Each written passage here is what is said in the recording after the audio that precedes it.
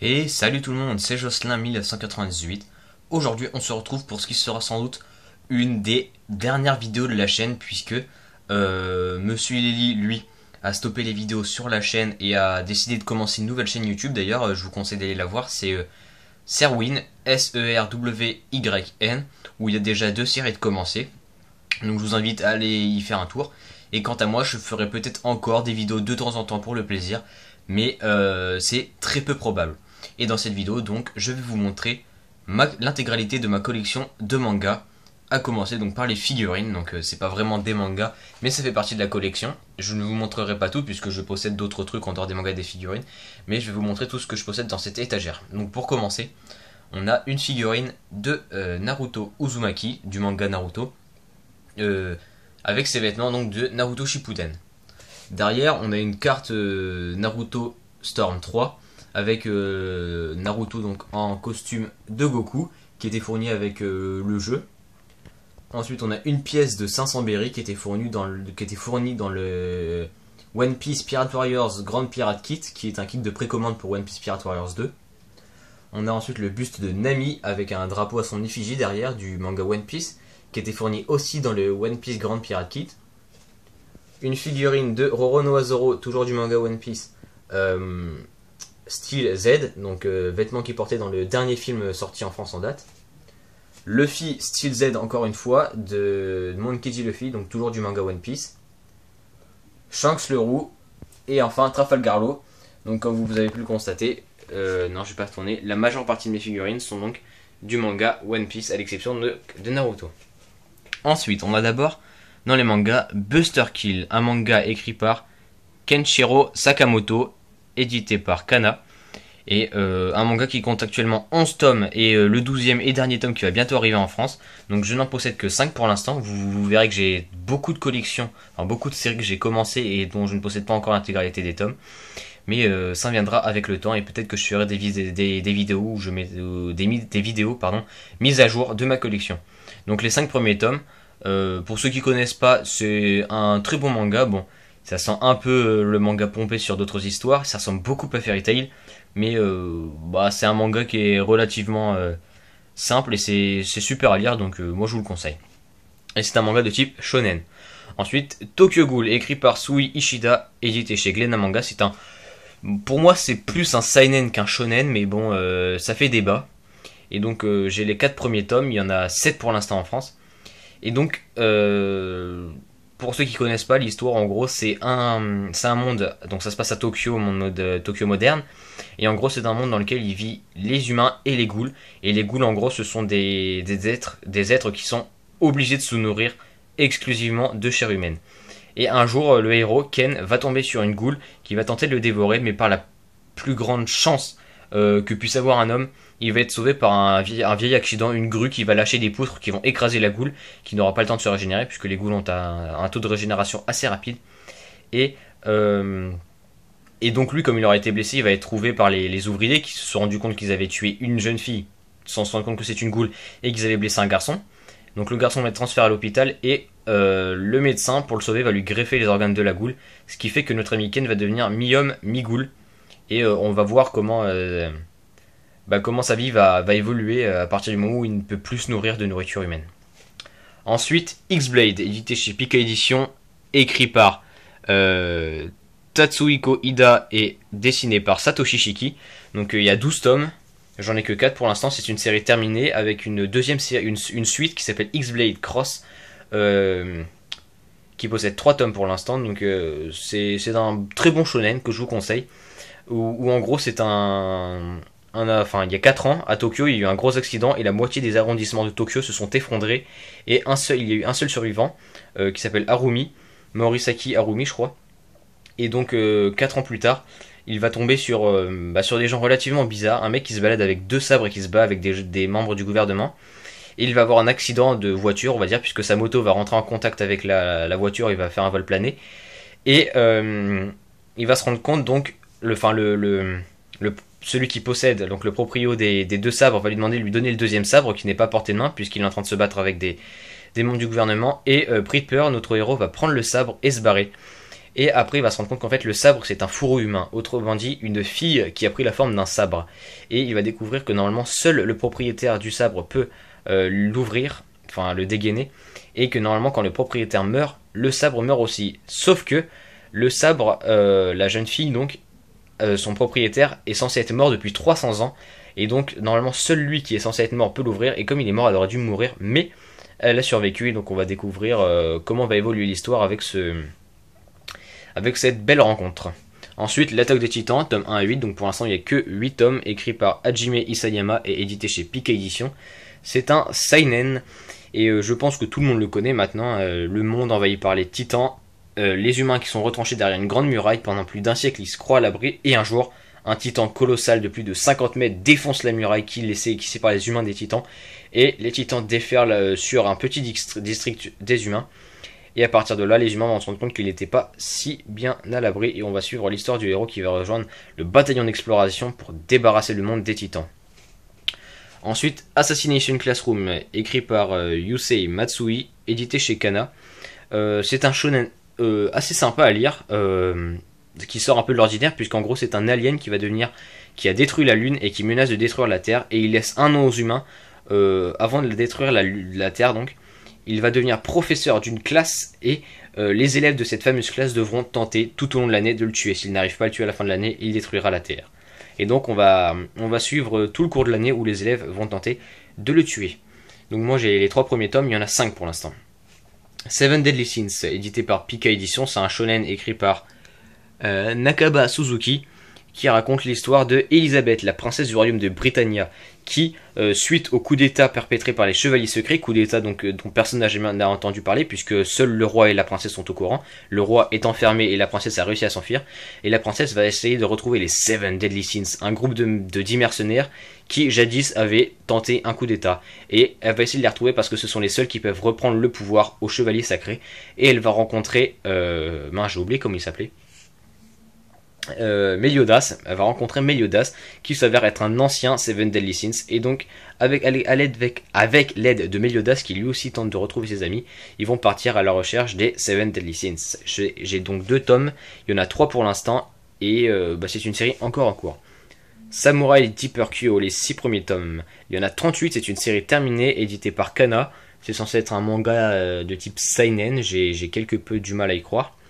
Mais je me suis pas trop renseigné, puisque là, comme je sais pas si vous pouvez le voir, mais Kana, à côté de Kana, il y a marqué Dark. Et c'est un manga écrit par Kamiyo Akimine qui date de 1999. Donc Samurai Deeper Kyo, c'est l'histoire d'une chasseuse de primes qui va rencontrer Kyoshiro Mibu en pensant que c'est le légendaire Kyo aux yeux du démon, un samouraï dont la tête est mise à prix à 1 million de ryo, qui s'est fait connaître par ses faits de guerre pendant la guerre de Sekigahara. Et donc, comprenant au final que Kyoshiro Mibu n'est pas Kyo, mais qu'il abrite Kyo dans son corps, elle va le suivre dans ses aventures, puisque lui aussi est en quête de quelque chose. Et donc, elle, son seul but, c'est de le capturer, de se faire les 1 million de ryo que vaut Kyo, et les 20 ryo que vaut Kyoshiro Mibu. Donc, lui, il a 20 ryo sur 7 parce qu'il s'est barré sans payer d'un resto. Et donc, on va les suivre durant leur quête, où Kyoshiro, lui, je comprends pas très bien c'est quoi sa quête, puisque je n'ai lu que les 6 premiers tomes, mais on sait que Kyo lui aussi a une quête, et cette quête c'est retrouver son corps.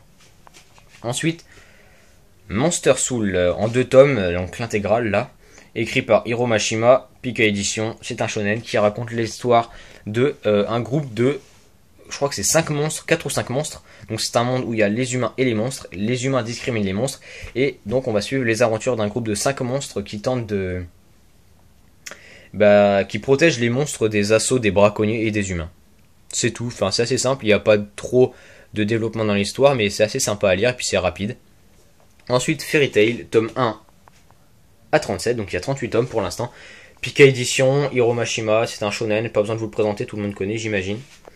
Ensuite, Beyblade Metal Fusion, Fury et Master et Fury plutôt, tome 1 11, c'est-à-dire l'intégrale, donc ça encore pas besoin de vous l'expliquer, je pense, un manga écrit par Takafumi Adachi, édité chez Kaze, manga de type Kodomo, qui raconte l'histoire de Jingagane, qui veut devenir le plus grand de tous les bladers, et on va le suivre à travers ses compétitions et ses combats face aux bladers qui veulent conquérir le monde à l'aide de leur Beyblade, leur toupie Beyblade maléfique.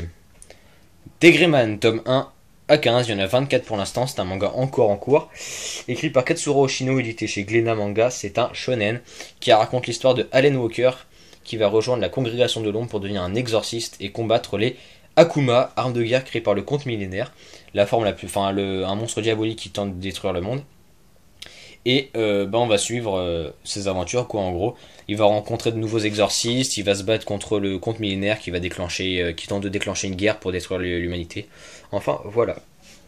Ensuite, Naruto, manga écrit par Masashi Kishimoto, édité en temps normal par Kana. Moi, j'ai des éditions double tome France Loisirs. Et ça non plus, je pense que j'ai pas trop besoin de vous le raconter. J'ai le tome 1 à 8. Je crois qu'il y a un peu plus de 60 tomes, je sais plus trop combien. Et France Loisirs a édité jusqu'au tome 27, je crois. Donc pour l'instant j'ai que les tomes 1 à 8, je sais pas si j'achèterai la suite. Mais si je les achète, je m'arrêterai au tome 27 qui correspond à la transition de l'anime Naruto à Naruto Shippuden. Ensuite, Full Metal Alchemist, réédition, Steel Edition, édité par Kurokawa. Volume 1 à 8 qui correspond au tome 1 à 17. Et en gros, c'est l'histoire de Alphonse et Edward Elric, deux frères alchimistes qui ont tenté la transmutation humaine, transmutation taboue, et après quoi ils ont perdu leur corps. Alphonse a perdu l'intégralité de son corps, et Edward a perdu, je crois que c'est sa jambe droite, et il va sacrifier son bras gauche pour sauver l'âme de son frère et l'a scellé sur une armure.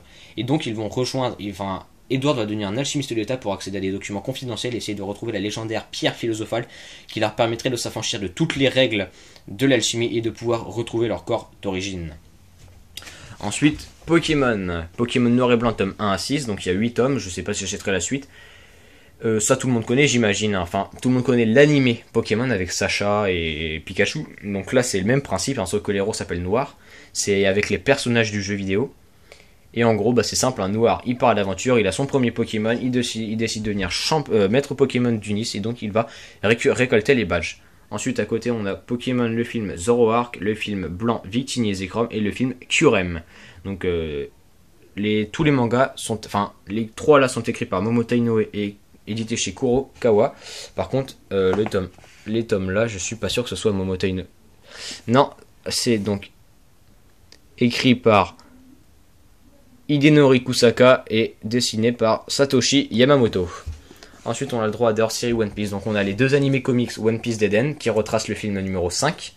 Les deux animés comics Strong World qui retracent le film numéro 10.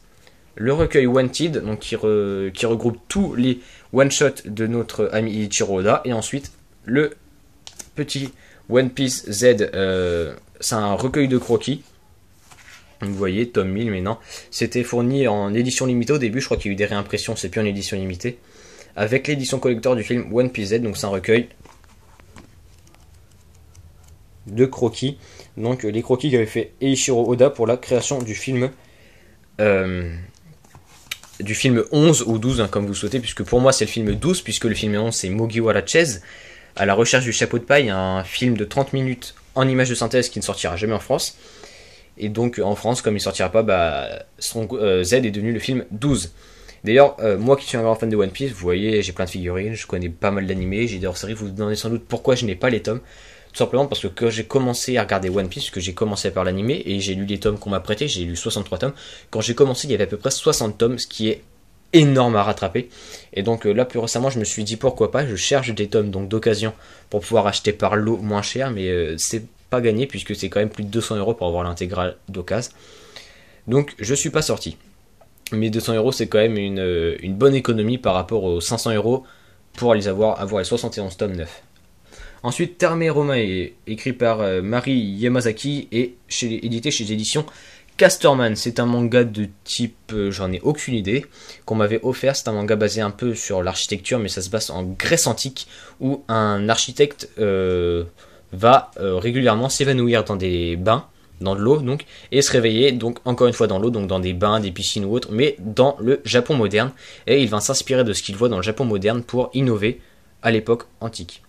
Ensuite, Bloodlad, tome 1 à 9, avec le tome 10 qui arrive ce mois-ci, et le hors-série Bloodbrod, qui est donc le spin-off la parodie officielle, écrit par, je sais plus c'est qui écrit la parodie, je sais que c'est Yuki Kodomo, et édité chez Kurokawa, c'est un shonen, mais la hors-série, le spin-off, c'est écrit par Katana Yoshino, basé sur Yuki Kodama.